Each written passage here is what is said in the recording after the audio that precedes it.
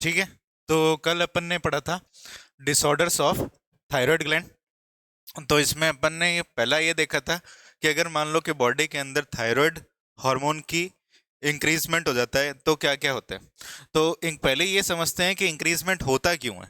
अपन ने ये समझा था कि हाइपरथायरॉयडिज्म जिस समय क्या होता है कि थायरोक्सिन या फिर थायराइड ग्लैंड हार्मोन बढ़ जाते हैं। तो वो किस कारण से होता है कि या तो क्या हो जाए बॉडी के अंदर कोई कैंसरस ग्रोथ हो जाए, बॉडी के अंदर नहीं सॉरी, वो हो जाए थायराइड ग्लैंड के अंदर कोई कैंसर की ग्रोथ हो जाए, या फिर क्या हो आपके कोई नोड्यूलर ग्रोथ हो जाए, नोड्यूल्स बन जाए, जिसकी वजह से क्या होता है थायराइड ग्लैंड का साइज बढ़ जाएगा, और थायराइड ग्लैंड का साइज बढ़ जाएगा तो ऑटोमेटिकली क्या हो जाता है आपके थायरोक्सिन हार्मोन जो होते हैं वो क्या हो जाते हैं इंक्रीज हो जाते हैं। फिर अपन ने ये देखा था कि भाई इस हाइपरथायरॉयडिज्म में बीमारी कौन सी आती है। तो एक फेमस बीमारी है जिसको अपन बोलते हैं ग्रेव्स डिजीज। ये क्वेश्चंस भी पूछे जाते हैं इसमें। ठीक है, ग्रेव्स डिजीज की बात करें तो इसको एब्जॉर्प्थेल्मिक गॉइटर भी बोलते हैं, थायरोटॉक्सिकोसिस भी बोलते हैं, और बेस्ड डिजीज भी बोलते हैं। तो इसमें होता क्या है, इसमें देखो क्या हो जाता है हाइपरथायरॉयडिज्म हो जाता है। हाइपरथायरॉयडिज्म के साथ साथ में क्या होता है बॉडी के अंदर बीएमआर बढ़ जाता है। बीएमआर बढ़ जाता है तो क्या होता है वेट लॉस ज्यादा होता है, अपन ने पढ़ा था। ठीक है, वेट लॉस ज्यादा होता है तो साथ साथ में क्या होता है कि जो इसकी आई बॉल जो होती है वो बाहर की तरफ आ जाती है। ठीक है, बाहर की तरफ आ जाती है, और एनलार्जमेंट किसका हो जाता है थायराइड ग्लैंड का एनलार्जमेंट हो जाता है। फिर अपन ने देखा था कि हाइपोथायरॉयडिज्म के अंदर, हाइपोथायरॉयडिज्म के अंदर जो पहली बीमारी आती है वो आती है सिंपल गोइटर आती है।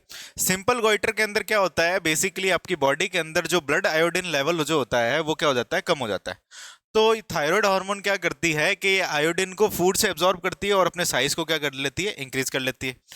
तो इसकी वजह से क्या होता है कि एक सिंपल आपके गोइटर यानी स्वेलिंग वाली कंडीशन आ जाती है। अब ये कहाँ पे होता है, ये बेसिकली उन पर्सन के अंदर होता है जिसमें आयोडीन की पहले तो नमक में पानी के अंदर या फिर कमी है, कम खाते हैं आयोडीन। और दूसरी चीज जो पर्सन आपके माउंटेन्स पे स्लोप्स पे रहते हैं वहां पे क्यों बरसात आएगी तो सारा का सारा जो आपके मिनरल्स होते हैं वो क्या होते हैं वॉश आउट होकर करके नदी में चले जाते हैं। तो वहां पे क्या होता है कि वो मिनरल्स वगैरह जितने भी आयोडीन होता है उनके प्लांट्स के अंदर रिटेन ही नहीं करता, और सारे के सारे क्या हो जाते हैं बह करके नदी में चले जाते हैं। और ये कम से कम किसको होता है, ये बेसिकली होता है कम से कम ये आपके जो सी फूड खाने वाले जो होते हैं लोग होते हैं उनके अंदर बिल्कुल ना की मात्रा के अंदर होता है, बिल्कुल नहीं होता। फिर अपन ने इसके अंदर दूसरी बीमारी देखी थी क्रिएटिनिज्म। ये बहुत इंपॉर्टेंट है। क्रिएटिनिज्म बेसिकली क्या होता है अगर आपको हाइपोथायरॉयडिज्म जो हो प्रेग्नेंट फीमेल के अंदर हो जाए। अब प्रेग्नेंट फीमेल के अंदर होने की वजह से होगा क्या कि जो इसके अंदर जो फीटस का डेवलपमेंट है और मैच्योरेशन है वो होगा नहीं ढंग से।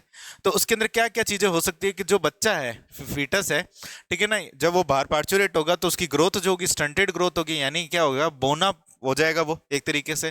ठीक है, मेंटली थोड़ा रिटार्ड होगा, आईक्यू लेवल उसका कम होगा, और वो चुपचाप ज्यादा रहेगा। ये चीज रहती है, डीफ म्यूजिज्म रहता है। ठीक है, देन अपन ने बात करी थी एक और बीमारी की जिसको अपन क्या बोलते हैं मिक्सोडीमा बोलते हैं। तो मिक्सोडीमा बेसिकली एडल्ट के अंदर होती है। ठीक है, एडल्ट के अंदर अगर हाइपोथायरॉयडिज्म हो जाए तो उसको अपन क्या बोलते हैं मिक्सोडीमा। खास करके फीमेल्स की बात करें तो मेंस्ट्रुअल साइकिल क्या हो जाता है इरेगुलर हो जाता है, स्किन का लूजनिंग हो जाता है, और एडिपोज टिश्यू का आपके डिपोजिशन होना यानी फैट का डिपोजिशन होने लग जाता है, और हेयर लॉस होने लग जाता है। ये सब चीजें हो जाती है।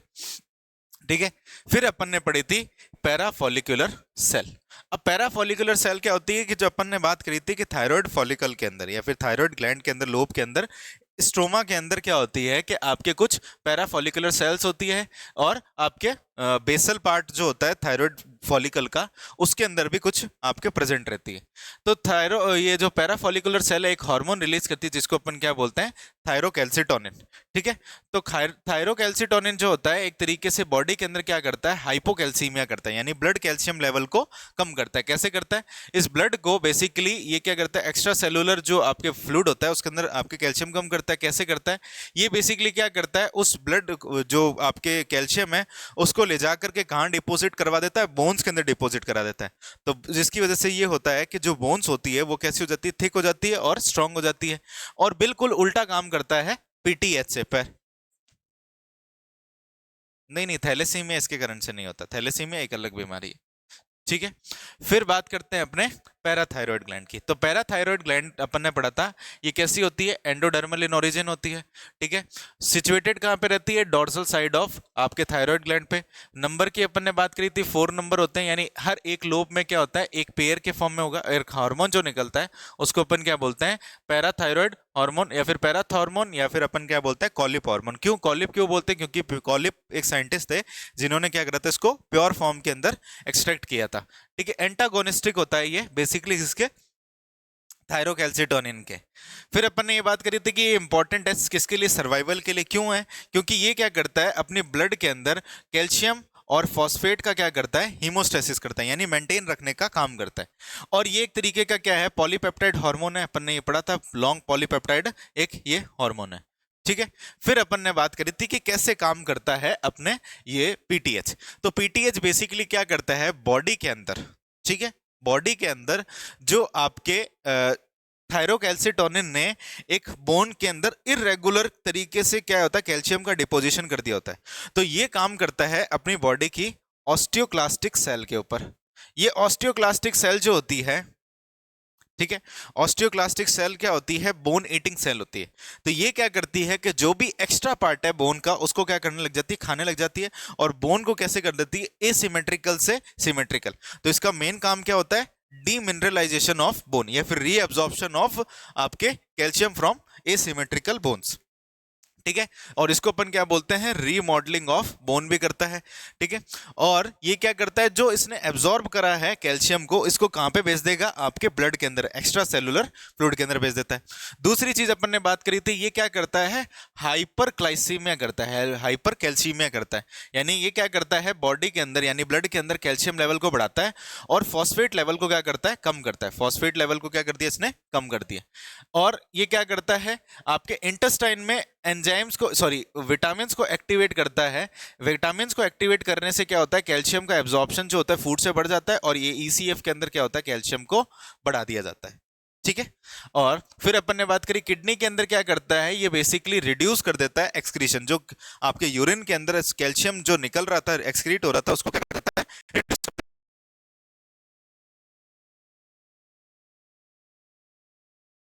फिर इसके अंदर अपन ने देखा था कि और क्या काम करता है, कैल्शियम के रोल क्या है।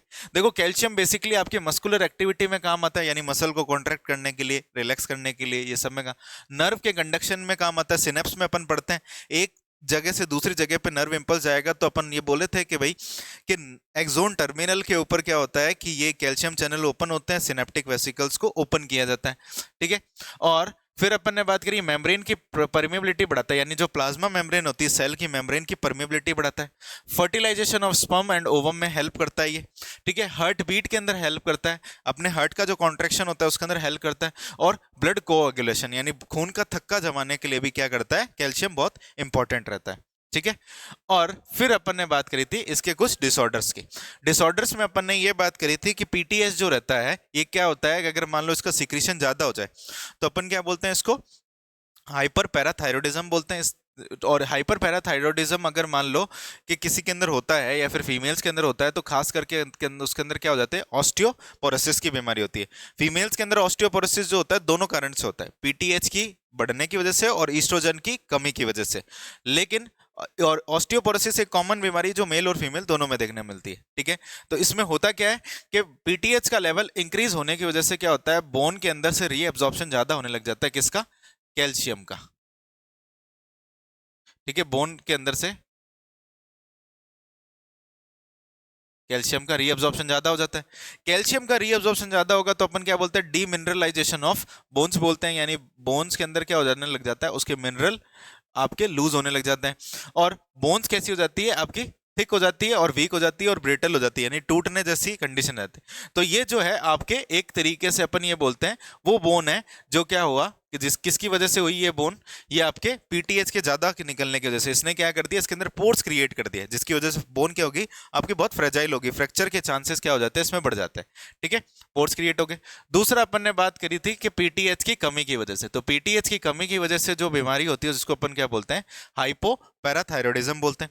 हाइपोपैराथायरॉयडिज्म का मतलब क्या होता है, एक बीमारी होती है टिटेनी। ठीक है, टिटेनी का मतलब क्या होता है कि जब आपका ब्लड कैल्शियम लेवल बहुत कम हो जाता है तो मस्कुलर कॉन्ट्रैक्शन और नर्व कंडक्शन में क्या हो जाती है, दिक्कत आने लग जाती है। तो नर्व कंडक्शन और मस्कुलर कॉन्ट्रैक्शन में दिक्कत आने की वजह से क्या होता है, बॉडी के अंदर कॉन्वुलेशन आते हैं, यानी ब्रेन के अंदर झटके भी आ सकते हैं, आपको कॉन्वुलेशन आ जाता है। ठीक है, और आपकी क्रैम्पिंग वाली कंडीशन आ जाती है, क्रैम्प बहुत ज्यादा आते हैं बॉडी के अंदर। ठीक है, अगर मान लो कि यही बीमारी अगर आपको इंटरकोस्टल मसल्स और डायाफ्राम में हो जाए, ठीक है, डायाफ्राम में हो जाए और डायाफ्राम के अंदर हो जाए, तो एनिमल मर भी सकता है। क्यों? एस्फाइसिया की वजह से। एस्फाइसिया का मतलब क्या होता है, उसकी मसल्स काम नहीं कर रही है, काम नहीं कर रही, तो उसको सांस लेने में बहुत ज्यादा दिक्कत होती है। तो ये अपन ने पिछले लेक्चर में पढ़ा था। आज अपन स्टार्ट करते हैं। जैसे अपन ने स्टार्ट कैसे किया, पहले ब्रेन के अंदर जो ग्लैंड थी उसको पढ़ा, जैसे पिट्यूटरी को पढ़ा, हाइपोथैलेमस, पिट्यूटरी, पिट्यूटरी के बाद में अपन ने पढ़ा पीनियल ग्लैंड, पीनियल ग्लैंड के बाद में अपन आए नेक के साइड में, नेक के अंदर अपने पढ़ा थायराइड, पैराफोलिकुलर जो थायराइड के अंदर ही, और पैराथायराइड ग्लैंड। अब अपन नीचे जाते हैं तो अपने को क्या मिलती है, यहाँ पे एक ग्लैंड मिलती है जो अपने स्टर्नम के जस्ट पीछे की तरफ होती है और एरोटा के आगे की तरफ होती है, उसको अपन क्या बोलते हैं, थाइमस ग्लैंड। ठीक है, तो अपन अब बात करते हैं थाइमस ग्लैंड की। ठीक है, तो थाइमस ग्लैंड की अगर मैं बात करूं तो ये भी कैसा होता है, एंडोडर्मल इन ओरिजिन, इन, ठीक है, एंडोडर्मल इन ओरिजिन होता है। दूसरी चीज अपन बात करते हैं कहां लोकेटेड रहती है, लोकेशन की बात करते हैं। तो जैसे मान लो कि अपन ये बात करते हैं, ये है स्टर्नम, ठीक है, ये स्टर्नम है, स्टर्नम के डॉर्सल साइड पे पीछे की तरफ रहती है, और इसमें दो लोब्स होते हैं, इसके अंदर भी क्या होते हैं, ऐसे आपको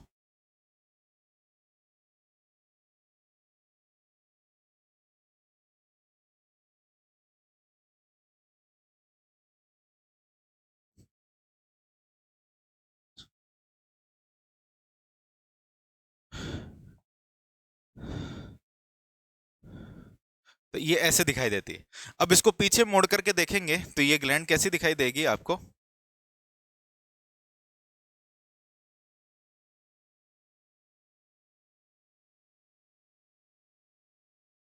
ठीक है, कुछ इस तरीके से दिखाई देती है। ठीक है, तो थाइमस ग्लैंड कहाँ पे लोकेटेड होती है, अपन ये बोलते हैं located behind the sternum, sternum, या फिर अपन बोल सकते हैं dorsal side of sternum, dorsally to the sternum. ठीक है, स्टर्नम के पीछे की तरफ होती है, और अपन ये बोलते हैं कि लंग्स के बीच में जो स्पेस होता है उसको अपन क्या बोलते हैं, मीडियस्टेनम स्पेस बोलते हैं, उसके बीच में प्रेजेंट रहती है। ठीक है ना, लोकेटेड अपन बोलते हैं मीडिया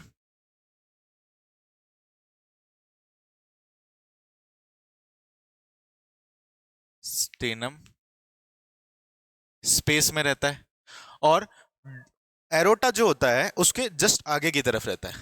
ठीक है, अपन ये बोलते हैं वेंट्रली टू एरोटा। ठीक है, इतनी बात समझ में आई। फिर अपन ये बात करते हैं कि भाई ये जो ग्लैंड होती है कैसी दिखती है। तो ये जो ग्लैंड होती है ये आपको लोब्स की तरह दिखाई देती है, लोब्स होते हैं इसके अंदर, लोब्स प्रेजेंट होते हैं। ठीक है, लोब्स प्रेजेंट होते हैं, और इसके अंदर जो लोब्स होते हैं फिर से क्या होते हैं, अंदर की तरफ ऐसे डिवाइड हो जाते हैं, छोटे छोटे से स्मॉल लोब्यूल्स बना लेते हैं।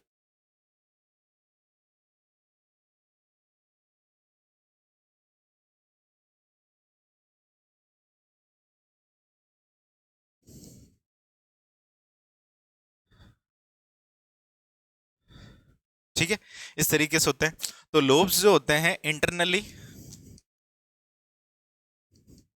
डिवाइड होते हैं, डिवाइड इनटू स्मॉल लोब्यूल्स।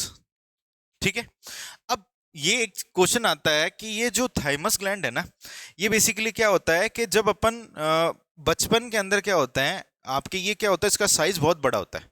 ठीक है ना, ड्यूरिंग टाइम ऑफ बर्थ इसका साइज बहुत बड़ा होता है, और जैसे जैसे जैसे जैसे प्यूबर्टी आती है इसका साइज क्या हो जाता है, रिड्यूस हो जाता है। ठीक है ना, तो अपन ये बोलते हैं at the time of birth, ठीक है ना, इसका साइज जो होता है, ठीक है ना, साइज इंक्रीजेज रहता है। ठीक है, और अपन ये बोलते हैं कि at the time of puberty, at the time of puberty जो इसका साइज हो जाता है, साइज रिड्यूस हो जाता है। ठीक है, इतनी बात समझ में आई, रिड्यूस हो जाता है। तो अपन ये बोल सकते हैं कि जो, और इसका जो मेन फंक्शन होता है आपके इम्यून सिस्टम से रिलेटेड होता है। बेसिकली ये क्या करता है कि आपके थाइमस ग्लैंड क्या करता है, आपकी बॉडी की इम्यूनिटी को बूस्ट करने के लिए काम में आता है। ठीक है ना, तो थाइमस ग्लैंड जो रहता है ये क्या करता है, बूस्ट बॉडी इम्यूनिटी। ठीक है, तो रिड्यूस हो जाता है, तो धीरे धीरे क्या होगा, अपने इम्यूनिटी भी क्या हो जाती है, रिड्यूस हो जाती है। ठीक है ना, तो ग्रेजुअली अपनी क्या होती है, एंड ग्रेजुअली जो अपनी इम्यूनिटी जो होती है वो भी क्या हो जाती है, रिड्यूस हो जाती है। इतनी बात समझ में आई है आपको। अब इसका मेन काम क्या है उसके बारे में अपन बात करते हैं। जैसे अपने बॉडी के अंदर क्या होती है, बहुत सारी ऐसी सेल्स होती है जिसको अपन बोलते हैं टी सेल्स और टी लिम्फोसाइट्स बोलते हैं। ठीक है, टी सेल और टी लिम्फोसाइट। अब ये टी सेल और टी लिम्फोसाइट कहां पे जाती है, ठीक है, ये जाती है इस थाइमस ग्लैंड के पास में। ठीक है, ये क्या है, थाइमस ग्लैंड है।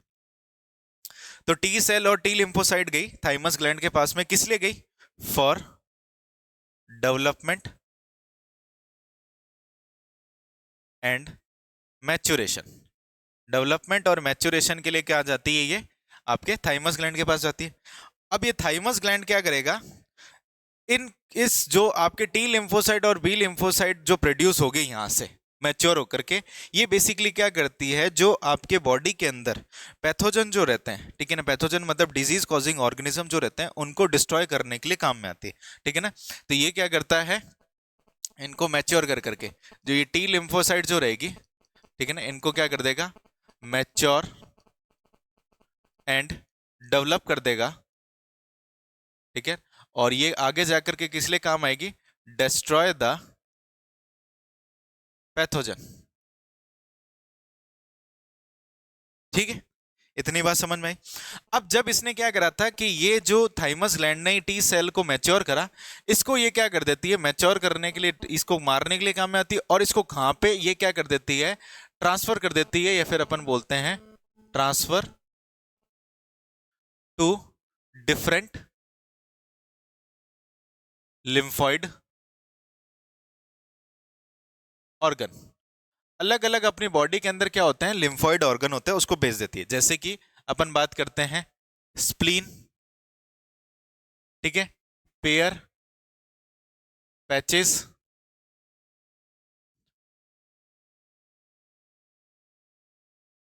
ठीक है, स्प्लीन हो गया, पेयर पैचेस हो गया, लिम्फ नोड्स हो गया,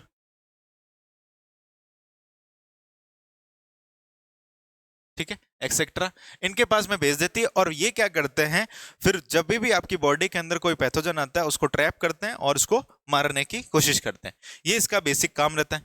अब ये थाइमस ग्लैंड जो क्या करती है, एक तरीके का हार्मोन रिलीज करती है। ठीक है, इस हार्मोन का नाम होता है थाइमोसिन। ठीक है, थाइमोसिन, और इसको अपन क्या बोलते हैं, थाइमीन हार्मोन भी बोलते हैं। थाइमोसिन और थाइमीन हार्मोन। इतनी बात समझ में आई आपको कि उसने क्या क्या रिलीज करा। सबसे पहले अपन ने बात करी कि उसने क्या किया कि आपकी बॉडी से, ठीक है, कि खूब सारी जो टी लिम्फोसाइट जो सेल थी, टी सेल थी, उसको भेजा किसके अंदर, मैच्योर होने के लिए, डेवलप होने के लिए आपके इसके अंदर thymus gland. Thymus gland. Thymus gland ने क्या करा, इनको मैच्योर करा, डेवलप करा, और किसके हिसाब से बनाया इसने, पैथोजन को किल करने के लिए बनाया। और पैथोजन को किल करने के बाद में, या फिर एक तरीके से ये कैसे किल करेगी, इनको ट्रांसफर कर दिया जाता है लिम्फोइड ऑर्गन में। और लिम्फोइड ऑर्गन कौन कौन से होते हैं अपने, जैसे स्प्लीन, पेयर पैचेस, और ये सब जो आपके लिम्फ नोड्स होते हैं, इनमें ट्रांसफर कर देते हैं। और थाइमस ग्लैंड क्या करती है, खुद एक तरीके का हार्मोन निकालती है, जिसको अपन क्या बोलते हैं, थाइमोसिन या फिर थाइमिन हार्मोन बोलते हैं। इतनी बात समझ में आ गई आपको।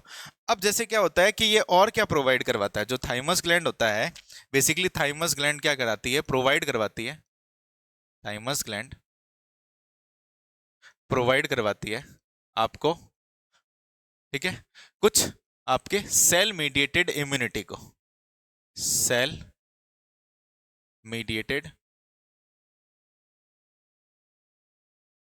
इम्यूनिटी, यानी कुछ आपको स्पेशल टाइप की सेल्स प्रोवाइड करवाएगी, जो क्या करेगी, अपने बॉडी के इम्यून सिस्टम को बूस्ट करती है और उससे इन्फेक्शन से फाइट करने का काम करती है।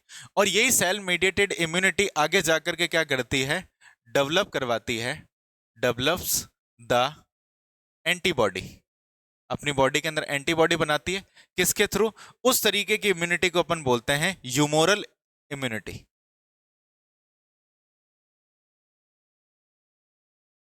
इम्यूनिटी। तो इसलिए अपन इस थाइमस ग्लैंड को क्या बोलते हैं, बेसिकली थ्रोन ऑफ इम्यूनिटी भी बोलते हैं। थ्रोन का मतलब समझते हो क्या होता है, थ्रोन का मतलब क्या होता है, तख्त। यानी ये एक ऐसी जगह पे है जहां पे क्या होता है कि इम्यून सिस्टम को अपने को बनाया जाएगा, या फिर इम्यून सिस्टम को क्या किया जाएगा, डेवलप किया जाएगा। थ्रोन ऑफ इम्यूनिटी भी बोलते हैं, और इसको अपन क्या बोलते हैं, basically training school of immunity भी बोलते हैं, ठीक है। इसको अपन क्या बोलते हैं,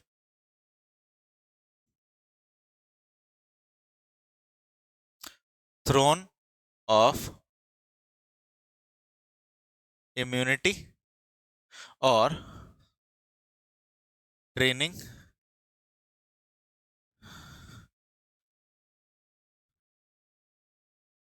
ट्रेनिंग स्कूल ऑफ इम्यूनिटी, ठीक है। और ये जो थाइमस ग्लैंड है कैसी दिखती है, खुद भी एक तरीके से लुक लाइक, ठीक है, कैसी दिखती है, लुक लाइक आपके अपन ये बोलते हैं लिम्फॉइड टिश्यू, लिम्फॉइड टिश्यू की तरह दिखती है। और इसकी जो आउटर मोस्ट क्या होता है, कैप्सूल कोट होती है, फिर एक कोट होती है कनेक्टिव टिश्यू, ठीक है ना। इसके आउटर मोस्ट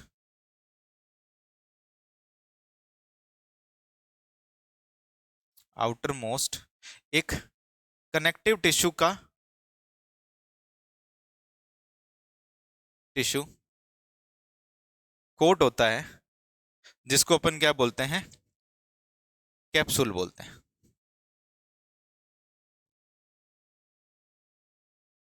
ठीक है।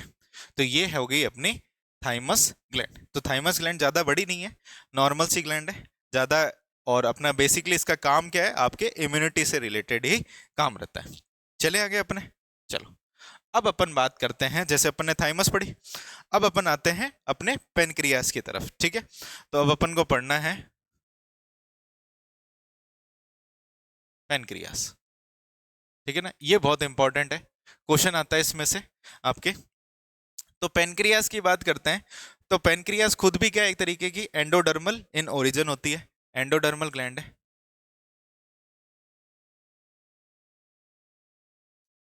मल इन ओरिजिन, ठीक है, एंडोडर्मल इन ओरिजिन होती है।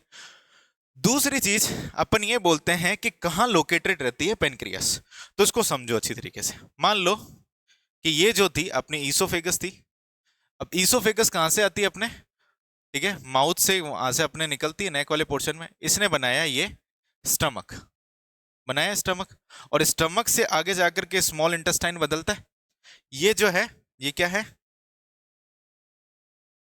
ये है स्टमक अपना। और ये जो है पार्ट है, यहाँ पे अपना पार्ट खत्म हो जाता है, इसको अपन क्या बोलते हैं, ड्यूडेनम बोलते हैं, ठीक है। और ये क्या है, जो ड्यूडेनम का बेसिकली ये कर्वेचर है, कर्वेचर ऑफ ड्यूडेनम, ठीक है। इतनी बात समझ में। अब ये जो पैनक्रियाटिक ग्लैंड जो होती है ना, पैनक्रियास जो होता है ना, ये क्या होता है, स्टमक के पीछे की तरफ होती है, और ये जो ड्यूडेनम जो होता है ना, ऐसे घूमता है। तो इस घूमने के बीच वाले पोर्शन के अंदर होता है। ठीक है, तो कुछ ये रही अपनी पैनक्रियास ग्लैंड।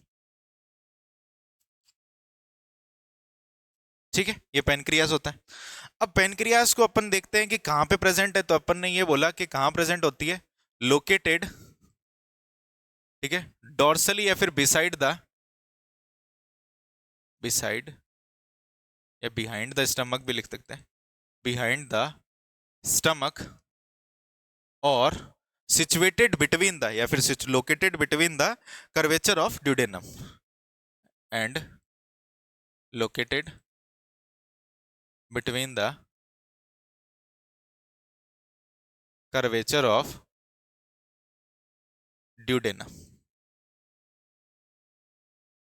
अब एक चीज ये आती है कि अपन ने शुरुआत में ये पढ़ा था कि अपनी बॉडी के अंदर ग्लैंड्स होती है, जो एक होती है एंडोक्राइन, एक होती है एक्सोक्राइन, और अपनी बॉडी में कुछ ऐसी ग्लैंड भी होती है जो दोनों तरीके का काम करती है।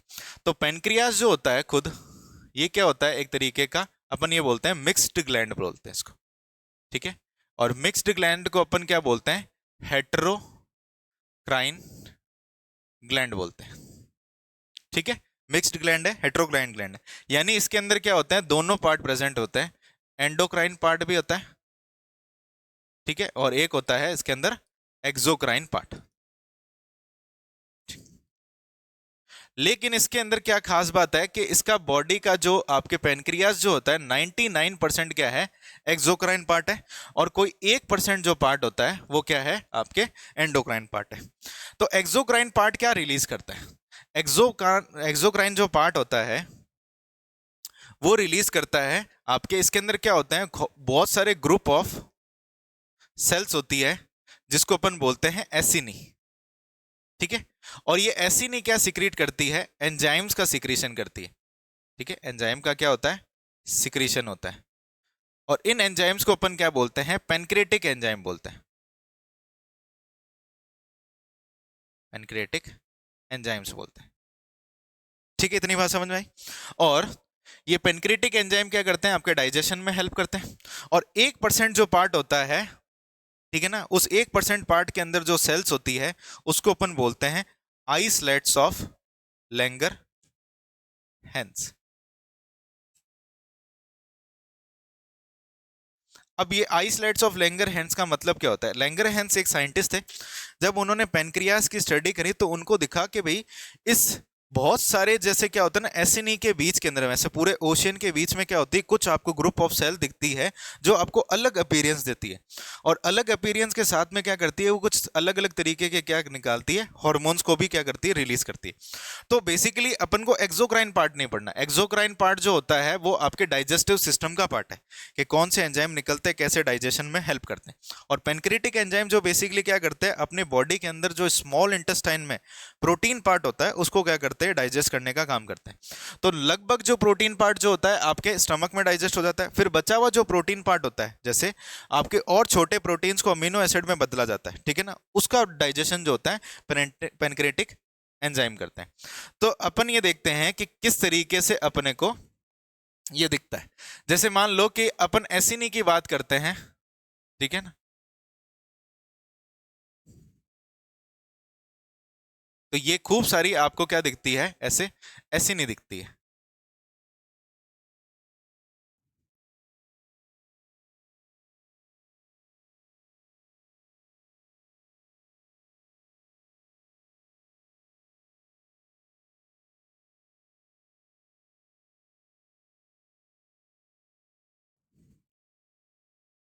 ठीक है, इस तरीके से कुछ आपको ये एसिनी दिखती है।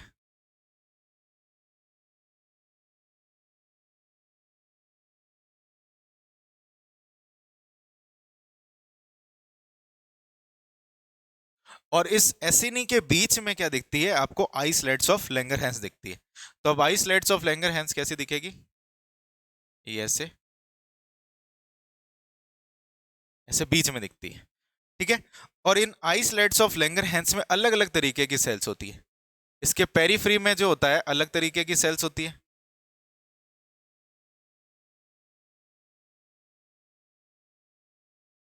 ठीक है, ये चीज है। तो ये जो है, ये बॉडी की क्या है, इसकी पैनक्रियास की एसिनी है, ठीक है, ग्रुप ऑफ एसिनी।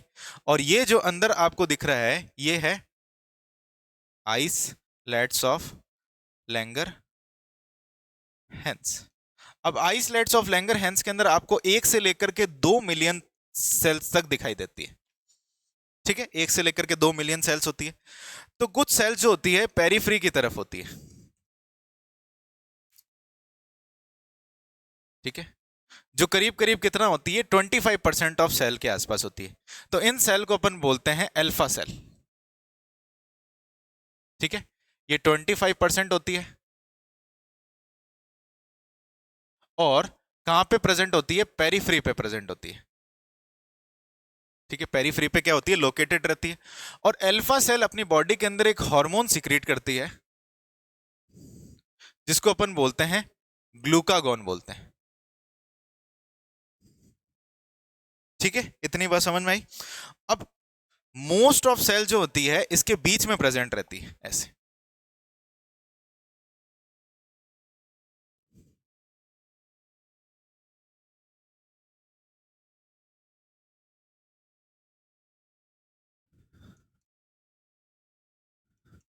तो ये सेंट्रली लोकेटेड जो सेल्स दिख रही है आपको,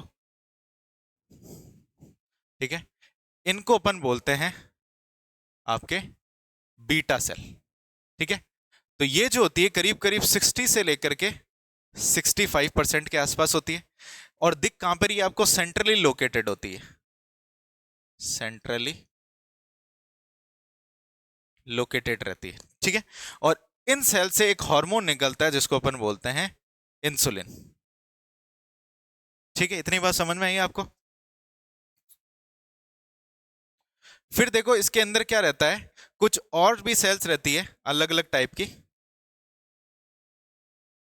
अरे ये ले लेते हैं, ठीक है, ठीक है। अब कुछ सेल्स होती है जो आपको यहाँ पे ऐसे दिखाई देगी, थोड़ी बहुत सेल्स होती है, 10% के आसपास में सेल्स होती है। इन सेल्स को अपन बोलते हैं आपके डेल्टा सेल्स और गामा सेल्स बोलते हैं, ठीक है, डेल्टा सेल्स और गामा सेल्स। ये जो होती है 10% के आसपास होती है और ये एक हार्मोन रिलीज करती है जिसका नाम होता है सोमैटोस्टेटिन, एक तरीके का केमिकल होता है। ये सोमैटोस्टेटिन का बेसिकली काम ये रहता है कि ये दो सेल के सिक्रीशन को क्या करती है, कंट्रोल करती है। तो कंट्रोल सिक्रीशन ऑफ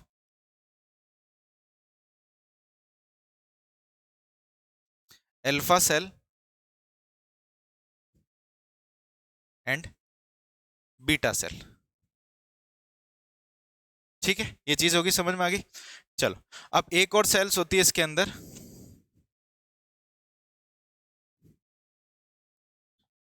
जो कहीं कहीं पे प्रेजेंट रहती है,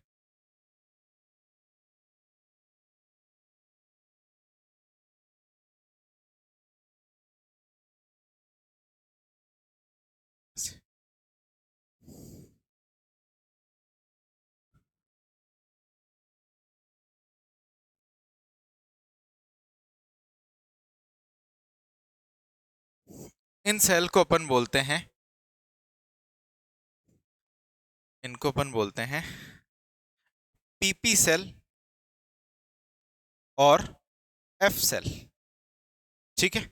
ये पीपी सेल और एफ सेल क्या रिलीज करती है, सिक्रीट करती है, एक और एक तरीके का पॉलीपेप्टाइड केमिकल सिक्रीट करती है जिसको अपन बोलते हैं पैनक्रिएटिक पॉलीपेप्टाइड, ठीक है। तो ये क्या होता है कि अपने एसिनी वाला पार्ट होता है जिसके अंदर खूब सारी आपके क्या होती है, बीच में आइसलेट्स ऑफ लैंगरहैंस होती है जो अलग अलग तरीके का क्या करती है, सेल्स को रिलीज करती है, ठीक है, इतनी बात समझ में आई आपको क्या चीज है आपके। चलो अब अपन आगे चलते हैं इसके अंदर कि इन हॉर्मोन्स के काम क्या क्या है, ठीक है ना। जैसे कि सबसे पहले अपन को ये पढ़ना है कि इंसुलिन के बारे में पढ़ना है, ज्यादातर अपन को क्या पढ़ना है, इंसुलिन के बारे में, ठीक है ना। तो इंसुलिन के बारे में अपन देखते हैं, ठीक है। तो इंसुलिन का सबसे पहला काम ये होता है, ये क्या करता है, आपके मेम्ब्रेन की परमेबिलिटी को इंक्रीज करता है, ठीक है। तो ये क्या करता है बेसिकली, मेम्ब्रेन परमेबिलिटी पे काम करता है। तो मेम्ब्रेन परमेबिलिटी पे कैसे काम करता है? अपनी बॉडी की जितनी भी सोमेटिक सेल्स हैं, जितनी भी, एक होती है जर्मिनल सेल्स, एक होती है सोमेटिक सेल्स। जर्मिनल सेल्स मतलब क्या करती है, आगे जाकर के कोई गैमेट बनाएगी, और बाकी अपनी बॉडी की जितनी भी सेल्स है, ऑल सोमेटिक सेल्स, सारे सोमेटिक सेल्स के अंदर क्या करता है, ठीक है, मेम्ब्रेन परमेबिलिटी बढ़ाता है, मेम्ब्रेन की परमेबिलिटी इंक्रीज करता है। ठीक है, इंक्रीज करने की वजह से क्या होता है कि जो ग्लूकोज का अपटेक जो होता है, यानी ग्लूकोज जो होता है ज्यादा से ज्यादा क्या होता है, सेल के अंदर जाता है। ठीक है ना, तो ये क्या करता है, परमेबिलिटी बढ़ाने से क्या होता है, जो आपके transport of glucose inside the cell. लेकिन ठीक है ना, सारी सेल की करता है, सोमेटिक सेल की, लेकिन इसमें कुछ आपके एक्सेप्शन भी है। एक्सेप्ट आपके ब्रेन सेल, ब्रेन सेल में ऐसा नहीं करता ये। ठीक है, दूसरी चीज होती है आपके आरबीसी, ठीक है, और कुछ होती है आपके जर्मिनल एपिथेलियम। ठीक है, तो इनके अंदर क्या करता है ये, इसके ऊपर क्या होता है, इंसुलिन काम नहीं करता है, इनकी सेल की परमेबिलिटी को क्या करता है, कुछ भी ये क्या करता है, आपके इंपैक्ट नहीं करता। ठीक है, जर्मिनल एपिथेलियम हो गया। फिर अपन ये बात करते हैं कि इंसुलिन खुद कैसा हार्मोन है। तो इंसुलिन जो खुद है, ठीक है, एक तरीके से अपन बोलते हैं लॉन्ग पॉलीपेप्टाइड हार्मोन है। ठीक है, लॉन्ग पॉलीपेप्टाइड है। तो लॉन्ग पॉलीपेप्टाइड है तो इसके अंदर क्या होते हैं, आपके दो चेन प्रेजेंट रहती है। ठीक है, दो चेन रहती है। ठीक है ना, एक होती है आपके ए चेन और एक होती है आपके बी चेन। ठीक है, ए चेन रहती है और बी चेन रहती है। अब दोनों चेन के अंदर क्या रहते हैं, अलग अलग तरीके के अमीनो एसिड्स रहते हैं। जैसे ए चेन के पास में रहते हैं आपके 30 अमीनो एसिड्स, ठीक है ना, और इसके पास में रहते हैं 21 अमीनो एसिड। और दोनों चेन क्या रहती है, ये आपस में क्या होती है, ऐसे क्रॉसली लिंक्ड होती है। जैसे ऊपर एक चेन चल रही है, जैसे आप इसको ऐसे समझो, हाँ, जैसे ये एक चेन है और ये बी चेन है। ठीक है, तो ये मान लो ये है ए चेन और ये मान लो ये है बी चेन, और इन दोनों चेन के बीच में क्या होता है, एक क्रॉस लिंकिंग होती है। ठीक है ना, जो क्या होता है, डाइसल्फाइड बॉन्ड होता है ऐसे।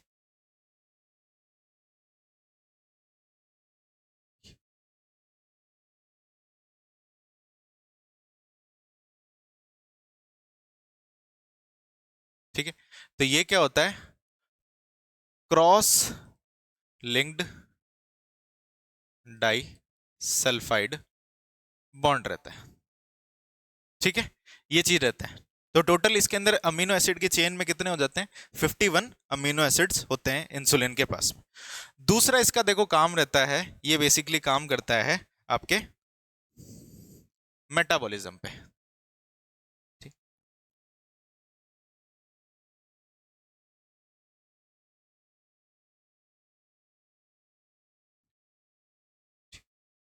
ठीक है, मेटाबॉलिज्म पे काम करता है। और सबसे मेन काम करता है ये ग्लूकोज के ऊपर या फिर कार्बोहाइड्रेट के ऊपर। तो कार्बोहाइड्रेट का चीज समझो आप,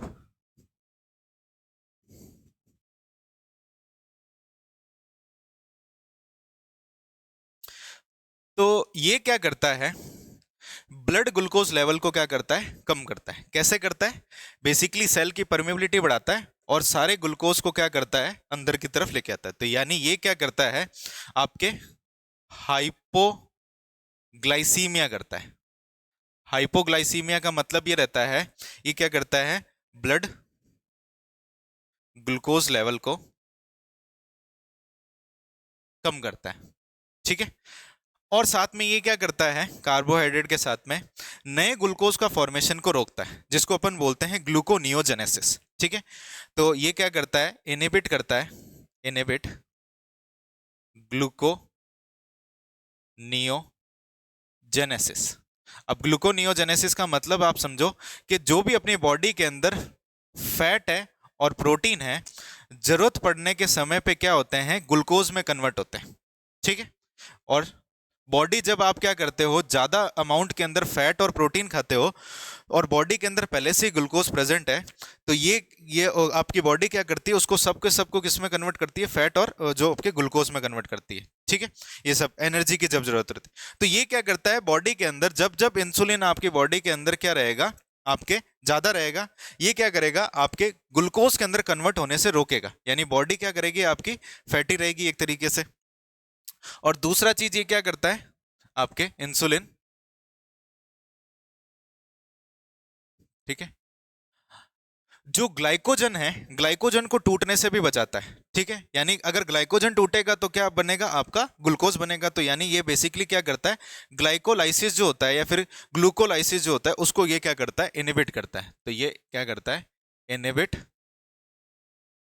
ग्लाइकोलाइसिस, ठीक है ना। यानी ये क्या करता है, ग्लाइकोजन जो होते हैं उनके अंदर क्या करता है, उसके इनिबिट को रोकता है, ठीक है ना। इनिबिट ग्लाइकोलाइसिस यानी क्या करता है, ये बेसिकली ब्रेकडाउन ऑफ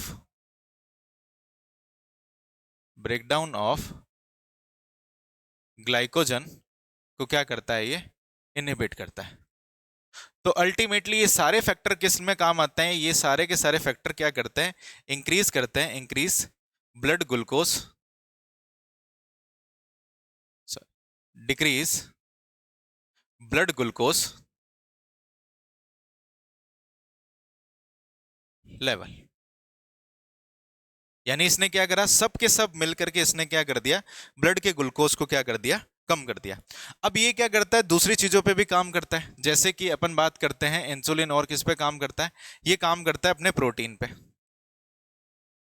ठीक है। ये क्या करता है, अमीनो एसिड का अपटेक को इंक्रीज करता है। अमीनो एसिड का अपटेक इंक्रीज होगा तो क्या होगा, बॉडी के अंदर प्रोटीन सिंथेसिस भी क्या होगा, ज्यादा रहेगा।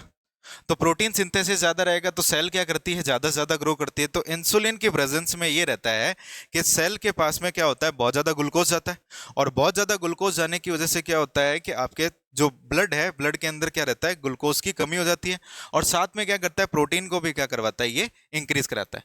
और काम करता है ये अपने बॉडी के न्यूक्लिक एसिड पे, ठीक है। न्यूक्लिक एसिड का मतलब ये होता है, ये डीएनए और आरएनए के सिंथेसिस को भी क्या करता है,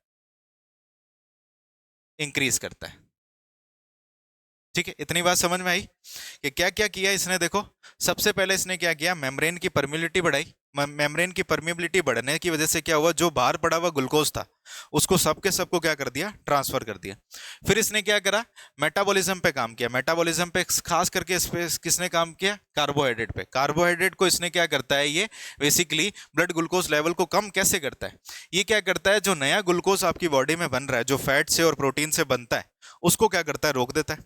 दूसरी चीज ये क्या करता है, आपके बॉडी के अंदर जो ग्लाइकोजन का ब्रेकडाउन हो रहा था उसको भी क्या करता है, रोकता है। यानी बॉडी के अंदर जो फ्यूल है उसको क्या करता है, आपके रिजर्व के अंदर भी रखता है और आपकी सेल्स के पास में पहुंचाता है। दूसरा अपन ने ये बात करी कि प्रोटीन के साथ में क्या करता है, ये प्रोटीन के साथ में ये क्या करता है, बेसिकली इसके अपटेक को बढ़ा देता है। प्रोटीन के अपटेक को बढ़ा दिया इसने। अब प्रोटीन के अपटेक को बढ़ाने की वजह से क्या हो गया कि प्रोटीन का सिंथेसिस भी ज्यादा होने लग जाता है। और न्यूक्लिक एसिड के साथ में क्या करता है, न्यूक्लिक एसिड के अंदर ये क्या करता है, डीएनए और आरएनए के सिंथेसिस को बढ़ाता है। और ये क्या करता है, आपके जो नया ग्लाइकोजन है उसको बनने के लिए भी रोकता है, ठीक है ना। जो अपन बात करते हैं, इधर बात कर लेते हैं, ठीक है, ग्लाइको नियो या फिर ग्लाइकोजीनोलाइसिस। ग्लाइकोजीनोलाइसिस यानी ग्लाइकोजन के ब्रेकडाउन को भी क्या करता है, रोकता है। सॉरी, ग्लाइकोलाइसिस तो रहता है ग्लूकोज का ब्रेकडाउन, ठीक है ना, इसको इधर ही लिख लेना। ये क्या करता है, आपके इनहिबिट ग्लाइकोजीनोलाइसिस। ग्लाइकोजीनोलाइसिस क्या है, इनहिबिट ब्रेकडाउन ऑफ ग्लाइकोजन, ठीक है। ये बात समझ में आ गई आपको, यानी ग्लाइकोजन के ब्रेकडाउन को क्या कर रहा है, ये रोक रहा है। और ये बेसिकली क्या करता है, किधर रोकता है, ये स्टोर करवाता है ग्लाइकोजन को आपके लीवर और मसल सेल के अंदर। तो अपन ये भी बोल देते हैं, तो रोकता है तो कहाँ स्टोर कराता है, increase storage of glycogen in liver and muscle. यानी अगर इंसुलिन है अपनी बॉडी के अंदर, इंसुलिन की प्रेजेंस में क्या होगा कि आपकी बॉडी की सेल्स को खूब सारा न्यूट्रिएंट मिलेगा। और इंसुलिन नहीं है तो इसकी वजह से क्या होता है, बॉडी की सेल्स क्या हो जाती है, आपकी बॉडी की सेल्स ये हो जाती है कि आपके एक तरीके से बॉडी की सेल्स को भूख लगने लगी, स्टारवेशन वाली कंडीशन हो जाती है। स्टारवेशन वाली कंडीशन हो जाती है, बॉडी के अंदर बहुत सारे इफेक्ट भी होते हैं। इतनी बात समझ में आ गई अपने को? ठीक है, तो ये इस तरीके से क्या कर रहा है, काम कर रहा है। और ये क्या करता है, आपके बॉडी के अंदर फैट के ब्रेकडाउन को भी क्या करता है, रोकता है। अगर बॉडी के अंदर बहुत ज्यादा फैट का ब्रेकडाउन होता है तो एक तरीके से टॉक्सिक केमिकल निकलता है जिसको अपन बोलते हैं कीटोन बॉडी। और ये कीटोन बॉडी ब्लड में घूमते घूमते आपके ब्रेन तक जाती है और ब्रेन के अंदर क्या करती है, डायबिटिक कोमा वाली कंडीशन भी करती है, जो अपन देखेंगे कल। ठीक है, इतना आगे समझ में